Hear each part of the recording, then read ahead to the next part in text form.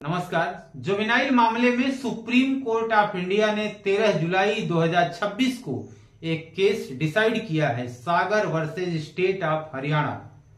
Sagar versus state of Haryana में Supreme court ने एक ऐसे व्यक्ति को बरी कर दिया जिसको ट्रायल कोर्ट ने 14 वर्ष का राइगरस इम्प्रिजमेंट की सजा सुनाई थी, जिसको हाई कोर्ट ने उस पर मुहर लगा दी थी कि ट्रायल कोर्ट का फैसला सही है। उसको सुप्रीम कोर्ट ने बरी कर दिया, मुक्त कर दिया। क्यों कर दिया? जिस पर ट्रायल में यह साबित हो चुका हो कि उसने अपराध किया है, उस पर हत्या का आरोप है। उस व्यक्ति पर जिस पर आरोप लगाया गया, उस समय उसकी एज 16.5 साल थी। और ऐसे व्यक्ति पर अगर अपराध साबित है कि उसने खून किया है, उसने हत्या किया है, लेकिन ऐसा क्या हुआ कि सुप्रीम कोर्ट ने उसे बरी कर दिया। हर बार कुछ न कुछ ऐसा हो जाता है जिसका लाभ जाके ऊपर मिल जाता है, और वो गलतियां किसी भी व्यक्ति से हो जाती हैं और उसका लाभ हमेशा अभियुक्त पक्ष को मिलता है। और इस मामले में भी यही हुआ। यहां गलती ट्रायल कोर्ट ने किया। आपने देखा होगा कि जेजे एक्ट में ये सेक्शन है 15। सेक्शन 15 में जो जेजे बोर्ड का अध्यक्ष होता है, जो मजिस्ट्रेट होता है, जो उनकी एक टीम होती है जिसमें सामाजिक कार्यकर्ता होते हैं, मनोवैज्ञानिक होते हैं, बच्चों के मामले के जानकार होते हैं, ये सारे लोग उस बच्चे का मिलकर परीक्षण करते हैं। वो बोर्ड डिसाइड करता है कि बच्चा मानसिक रूप से,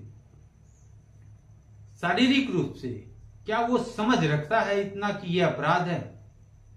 मतलब कि उसके गिल्टी माइंड का, मेंसीरिया का एक मूल्यांकन करते हैं कि क्या वो इतनी समझ रखता है कि वो अपराध है, उसने जो किया वो अपराध है। इन सारी चीजों का जब निर्धारण कर लेते हैं तो सेक्शन 18 में वो कमिट करते हैं। अगर उन्हें लगता है कि 16 साल 18 साल के बीच के व्यक्ति पर यह आरोप लगा है तो वो बाल न्यायालय को फाइल भेज दी जाती है, कमिट कर दी जाती है।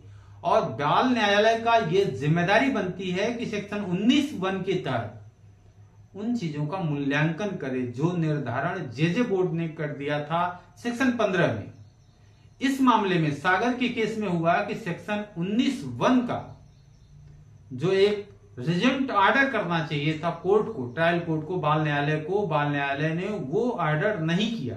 वो ऑर्डर क्या होता है? वो ऑर्डर ये होता है कि जो जेजे बोर्ड ने प्रारंभिक जांच किया है उस पर देखते हुए, उसका फिर से मूल्यांकन करते हुए एक कारण लिखेगी बाल न्यायालय कि इस पर क्यों ट्रायल चलाया जाना चाहिए वयस्क की तरह। इस केस में 19(1) का कंप्लायंस नहीं हुआ, वो कार्रवाई नहीं हुई। इस प्रक्रिया में हुई भूल के कारण उसका लाभ उस व्यक्ति को सुप्रीम कोर्ट में मिला।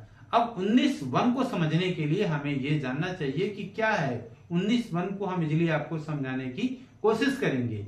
कि मान लीजिए आप के पास एक डॉक्टर, ऐसे डॉक्टर हैं जो फैमिली डॉक्टर हैं, आप उनसे कुछ भी जाके डिस्कस करते हैं, अपनी सारी बातों को बताते हैं, आपके परिवार में कोई व्यक्ति है उसका इलाज कराते हैं। तो आपका जो फैमिली डॉक्टर होता है वो क्या करता है? पर्चा लिखता है। अब आप पेट में दर्द है, आप जाते हैं, बताते हैं, तो वो कहता है कि अरे ये तो आपका अपेंडिक्स फटने वाला है। तो आप क्या करते हैं? जाते हैं और सीधे अपना ऑपरेशन करा लेते हैं? नहीं ना। क्या करते हैं? आप दूसरे, तीसरे, सेकेंड ओपिनियन, थर्ड ओपिनियन आप लेते हैं, उसके बाद डिसाइड करते हैं। और जिस डॉक्टर के पास आप सर्जरी के लिए जाते हैं उस डॉक्टर को आप देखे होंगे कि वो फिर से जांच कराता है, सारी चीजों को फिर से करता है। वो जब वो समझ जाता है कि हाँ इसमें जरूरी है, फिर वो ऑपरेशन करता है। उसी तरह जो आपका फैमिली डॉक्टर है वो जेजे बोर्ड है, लेकिन वो जो सर्जरी करने वाला, जहां सर्जन है, वो कौन है? बाल न्यायालय का न्यायाधीश है। उसने वो भूल किया कि जो फैमिली डॉक्टर ने पर्चा लिखा उस पर्चे को सीधे उसने जाके उसको ऑपरेट कर दिया, ऑपरेशन कर दिया। तो ये भूल 19(1) का कंप्लायंस न होने के कारण उसका लाभ उसको सुप्रीम कोर्ट ने दिया।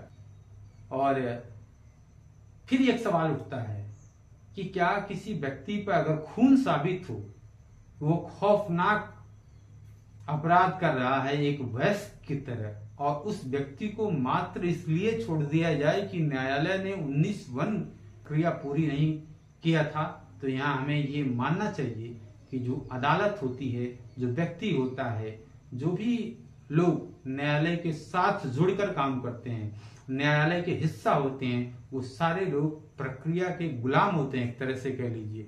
प्रक्रिया की भूल ही व्यक्ति को लाभ दिलाती है। प्रक्रिया में कोई अगर भूल हुई है तो निश्चित तौर पे आगे चलकर उसी पर डिस्कस होता है। कोर्ट में ये भावनाएं, ये खून, ये नैतिकता, ये नहीं बात की जाती है। वहां बात की जाती है कि उसके राइट्स क्या है, कानून क्या कहता है, प्रक्रिया क्या कहती है, उसको फॉलो किया गया कि नहीं किया गया, ये सारी चीजें संविधान के दायरे में रह के हुई हैं या नहीं हुई हैं। तो सुप्रीम कोर्ट ने कहा कि ये दूषित ट्रायल है, प्रक्रिया को ठीक से पूरा नहीं किया गया है और उस बच्चे को निर्दोष साबित किया, दोष मुक्त कर दिया, जिस बच्चे पर 14 वर्ष का कारावास, कठिन कारावास का सजा सुनाया था ट्रायल कोर्ट में। इस तरह की अगर और वीडियो देखना चाहते हैं तो हमारे इस चैनल को आप सब्सक्राइब जरूर करिएगा। बगल में बेल आइकन होगा, उसे भी आप अगर प्रेस कर लेंगे तो जब भी मैं इस तरह की वीडियो को अपलोड करूंगा तो उसका नोटिफिकेशन आप तक पहुंचता रहेगा। अगर ये जानकारी आपको पसंद आई हो तो लाइक करिएगा, पसंद नहीं आई हो तो डिसलाइक करिएगा। अगर आप लाइक करते हैं तो हमें अच्छा लगता है और वीडियो बनाने का मन करता है। अगर आपका कोई सवाल होगा तो इस कमेंट बॉक्स में जाके कमेंट जरूर करिएगा। मैं पूरी कोशिश करूंगा कि अगली बार आपके उन सवालों पर एक नई वीडियो लेकर आऊं। नमस्कार, धन्यवाद।